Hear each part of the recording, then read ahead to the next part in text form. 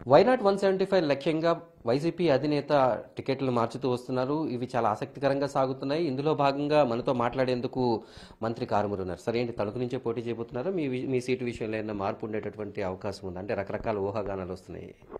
ఏదోటి తెలుగుదేశం వాళ్ళు జనసేన వాళ్ళు ఏదో కారుమూరి తణుకులో లేకపోతే మనం బాగుంటుందనే ఉద్దేశం మీద నేను ఎక్కడికో ఎంపీకి వెళ్ళిపోతున్నాను, ఇంకో ఇక్కడ సీట్ ఇవ్వట్లేదు అనే రకరకాలుగా ప్రచారం చేయడం జరిగింది. మా అబ్బాయికి ఏలూరు ఎంపీ మన గౌరవ ముఖ్యమంత్రి గారు జగన్మోహన్ రెడ్డి గారు ఆదేశించడం జరిగింది. తర్వాత మళ్ళీ ఇంకో రకంగా మాట్లాడే కార్యక్రమాలన్నీ కూడా చేస్తూ ఉంటారు.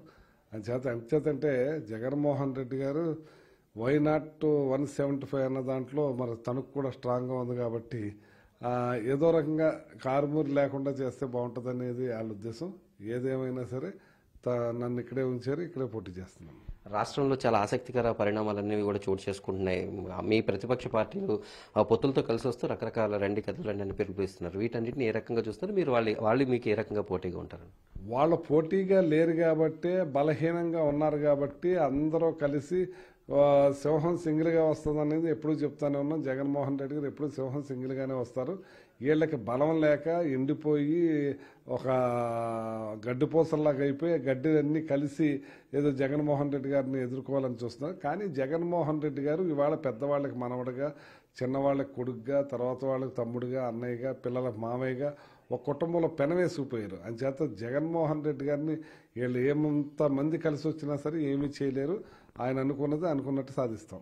మీరు కాంగ్రెస్ పార్టీలో కూడా పనిచేశారు. 2009లో ఇక్కడ ఎమ్మెల్యేగా అయ్యారు. అంతకు ముందు కూడా రాజశేఖర రెడ్డి గారితో ఎంతో మీకు అనుభవం ఉంది.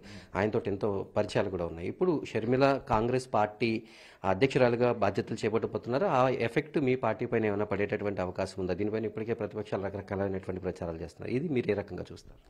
షర్మిల గారు మరి ఏ ఉద్దేశం మీద కాంగ్రెస్ పార్టీలో జాయిన్ అవుతుందో నాకు అర్థం కావట్లేదు. ఇదే కాంగ్రెస్ పార్టీ, ఇదే తెలుగుదేశం కలిపి జగన్మోహన్ రెడ్డి గారిని జైల్లో పెట్టి ఆయన ఎన్నో రకాల ఇబ్బందులు పెట్టి గురి చేశారు. అయినా సరే జగన్మోహన్ రెడ్డి గారు ఏమీ కూడా లెక్క చేయకుండా ఆయన ధైర్యంగా ఎదుర్కొని ఈరోజు ముఖ్యమంత్రిగా నిలబడ్డారు. అటువంటి ముఖ్యమంత్రి ఈ రాష్ట్రంలో భారతదేశంలో ఎవరు చేయని విధంగా పేదవారికి కన్నీళ్లు తుడిసి పేదవారికి అందరికీ కష్టాలను కడతీర్చి చక్కని పరిపాలన అందిస్తూ ఇవాళ ఏదైతే చదువుల్లో భారతదేశం 15వ స్థానంలో ఉండేదాన్ని నెంబర్ 1కి తీసుకొచ్చారు. కేరళ ఇప్పుడు నెంబర్ 1.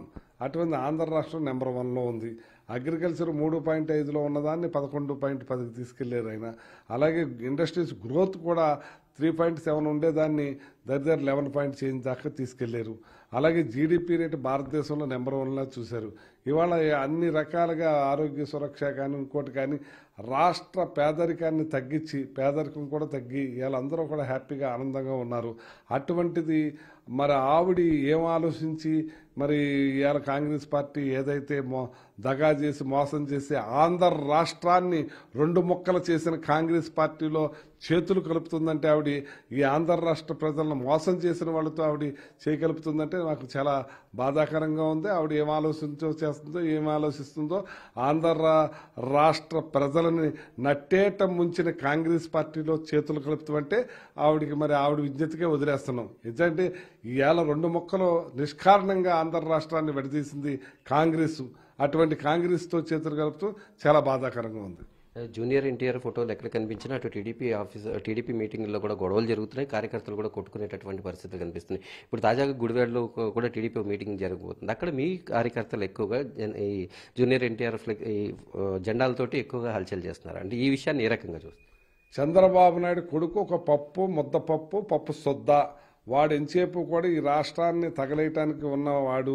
ఈ రాష్ట్రంలో జూనియర్ ఎన్టీఆర్ అన్నది ఎన్టీఆర్ పోలికలను పుచ్చుకున్నవాడు, ఆ వాగ్దాటి పుచ్చుకున్నవాడు. అటువంటి వ్యక్తిని వస్తే రేపొద్దున మా కొడుకు కానీ నాకు కానీ పుట్టగతులు ఉండవని చెప్పి అతన్ని ఏదో రకంగా నిర్యారం చేయాలని చూస్తున్నారు. కానీ ప్రజల్లో అతనికి ఉంది కాబట్టి అతన్ని అందరూ కూడా కొనియాడుతున్నారు. ఏదేమైనా సరే తెలుగుదేశం పార్టీ క్లోజ్. వచ్చే ఎన్నికల్లో మరోసారి తణుకు నుంచి ఖచ్చితంగా పోటీ చేస్తానని తనపైన జనసేన టీడీపీ కావాలని అసత్య ప్రచారాలు చేస్తున్నారని, ఇప్పుడు వాటన్నిటిని పటాపంచలు చేస్తూ ముఖ్యమంత్రి త్వరలోనే తన పేరు ప్రకటించబోతున్నారని మంత్రి కారుమూరి స్పష్టం చేస్తున్నారు. అలాగే వచ్చే ఎన్నికల్లో ప్రతిపక్షాలు ఎన్ని కుట్రలు చేసినప్పటికీ కూడా విజయం తమదే అనేటటువంటి ఆశాభావాన్ని వ్యక్తం చేస్తున్నారు. అలాగే షర్మిల ఆంధ్ర రాష్ట్రాన్ని మోసం చేసినటువంటి కాంగ్రెస్ పార్టీతో షర్మిల చేరడం, దాన్ని కూడా ఇక్కడ ఆంధ్ర ప్రజలు సహించరని ఆయన స్పష్టం చేస్తున్నారు. Over to studio.